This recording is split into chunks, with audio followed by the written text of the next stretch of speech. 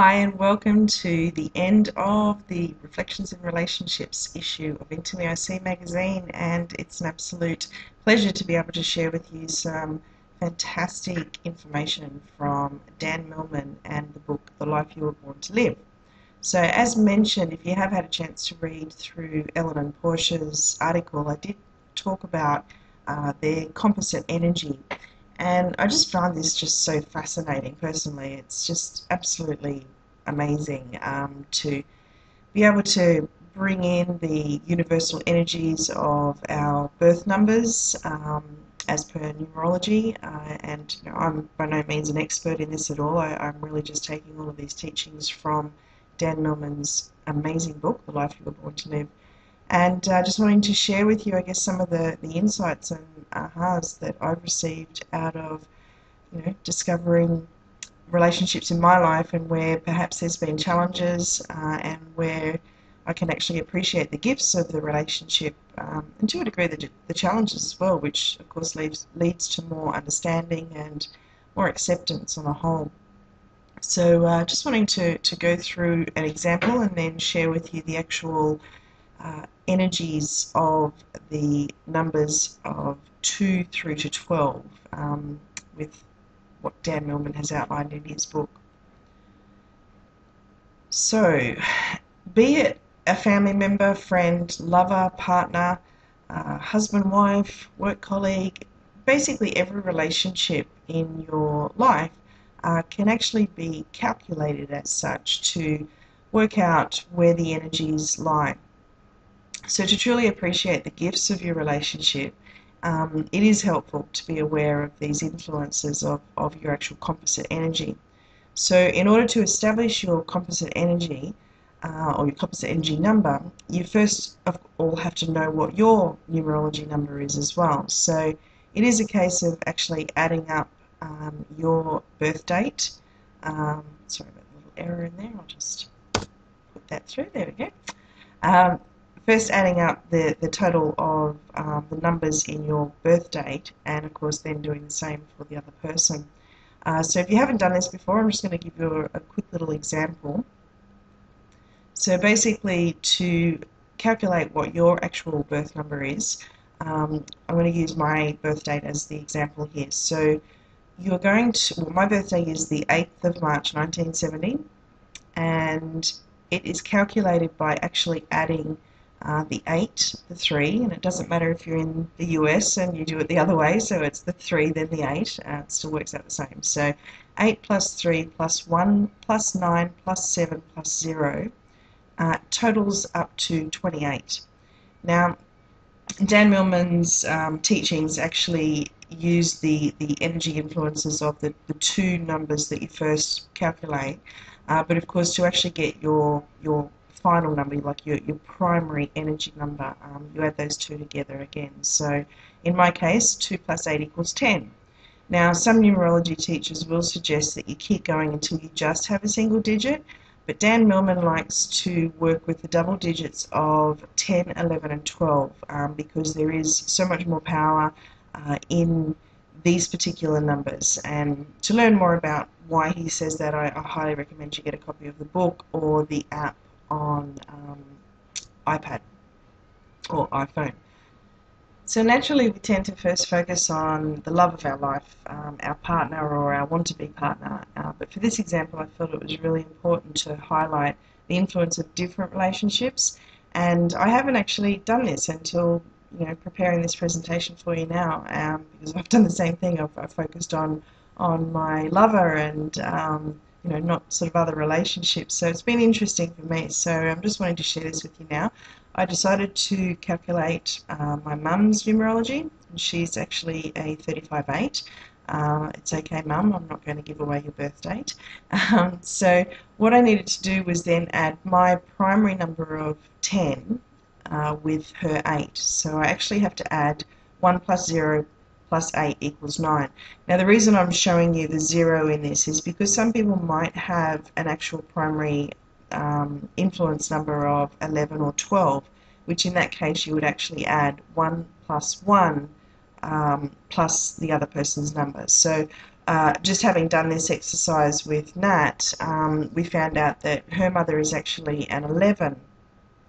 So she's a 2911, which means that to calculate Nat's relationship with her mum, we actually had to add the 11 together. So 1 plus 1 is 2, plus Nat's number of 6 equals 8.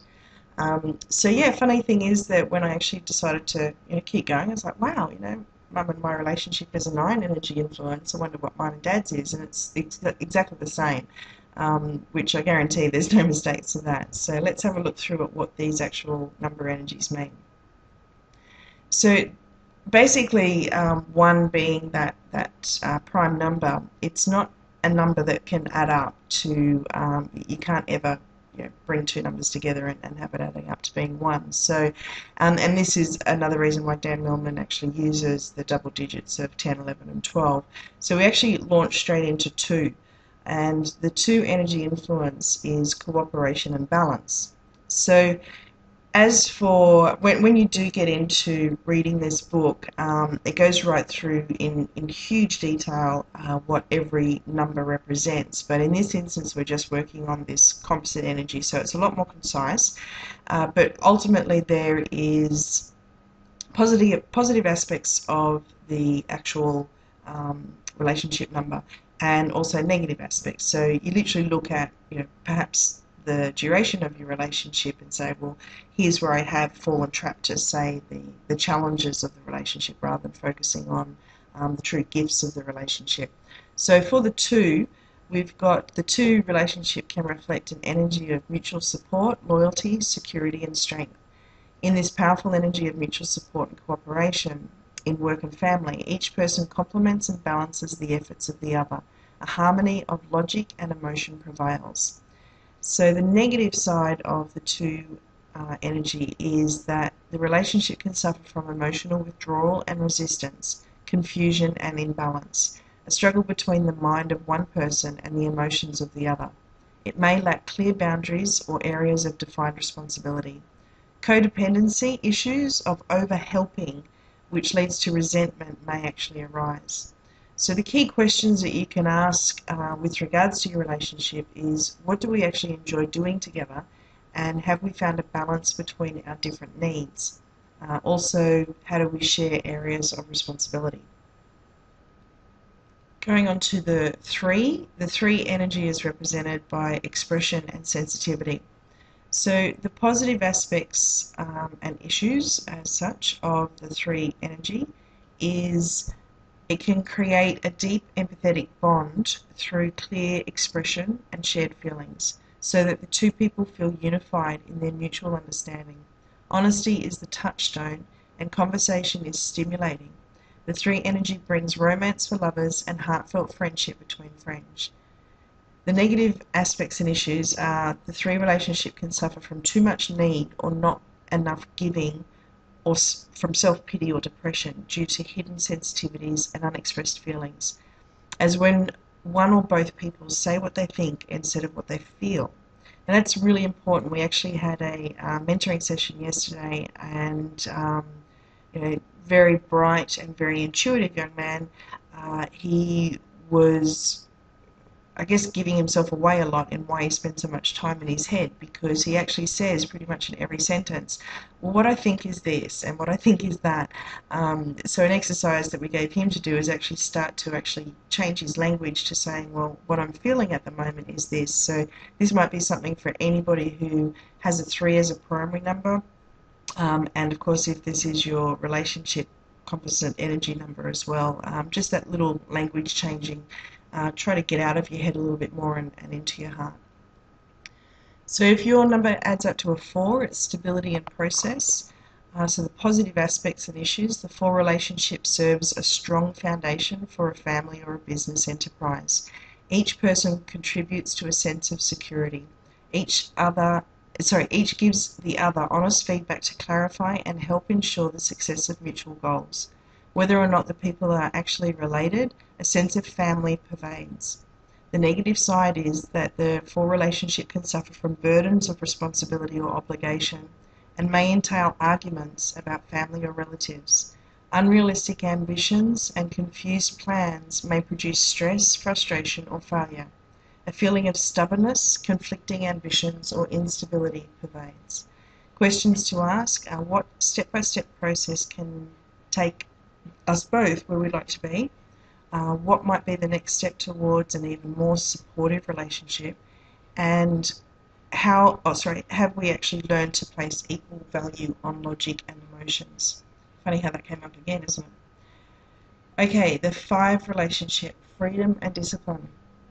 Positive aspects: the 5 relationship can open doors to a sense of adventure, even in the midst of daily life, bringing new experience and mutual interdependence that only draws the relationship closer. There are no assumed limits, and both people experience the freedom to be themselves. The negative aspects are that the 5 relationship can suffer from inner conflict and scattered goals, from a pull between dependence and a desire for independence, from underconfidence, from a feeling of going in different directions or too many directions at once, or from a sense of being trapped. So key questions: what priorities and disciplines are most important to both of us? When we want new adventure, who really stops us? And how can we help each other feel a sense of inner freedom? Okay, so the 6th relationship is represented with vision and acceptance. The positive aspects: the 6th relationship has a purity and clarity and is usually centered on an intrinsic commitment to growth and evaluation, bringing out the best of both people. There is a sense of optimism and mutual acceptance, where ideals become reality and shared visions of the possible sustain and nourish both people. On the flip side, the negative is that the 6th relationship can suffer from disappointment and criticism. The 2 people may experience failure to live up to each other's ideals. What at first seems so perfect comes to seem riddled with defects due to unrealistic expectations. They may try to improve each other externally, and there is a nitpicky, judgmental quality of interactions. So the key questions are: what do we appreciate about each other? What is our common vision? And how can we practice unconditional acceptance? Moving into the 8, abundance and power. And as I mentioned, this was actually what Nat and her mum actually have a relationship with. So the positive aspects and issues are that the 8 relationship can reflect benign give and take, where power is freely given and shared for mutual benefit, generating a sense and reality of abundance. Here, mental harmony opens the way for love without strings attached. The negative side, though, is that the 8 relationship can suffer from control or authority issues, such as struggles about who is in charge, leading to a battle of wills. Money may feel scarce. There may be too much desire to get without giving or doing what's necessary. Opportunism may undermine a true sense of relationship. So the key questions to ask are: what can we give to each other?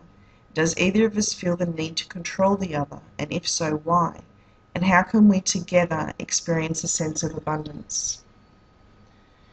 Brings us to the 9, and this is what I calculated my relationship with my mother and my father as, which is, as I said, no coincidences there. So the 9 relationship is integrity and wisdom. The positive aspects are that the 9 relationship is founded upon or develops a deep connection through compassion and tolerance.